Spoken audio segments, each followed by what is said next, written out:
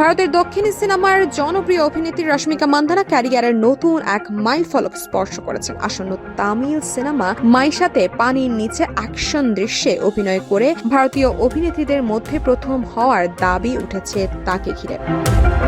বর্তমানে মাইশা সিনেমার শুটিং নিয়ে ব্যস্ত সময় পার করছেন রশ্মিকা। নারী প্রধান এই সিনেমায় একাধিক আন্ডার ওয়াটার অ্যাকশন দৃশ্যে দেখা যাবে তাকে। নির্মাতাদের দাবি, ভারতীয় সিনেমায় এই প্রথম কোনো অভিনেত্রীকে এত বড় পরিসরে পানির নিচে লড়াইয়ের দৃশ্য অভিনয় করতে দেখা যাবে। সবচেয়ে আলোচিত বিষয় হলো, এইসব দৃশ্যে কোনো বডি ডাবল ব্যবহার করেননি রশ্মিকা। কঠিন ও ঝুঁকিপূর্ণ সব অ্যাকশন দৃশ্য নিজেই সম্পন্ন করেছেন তিনি।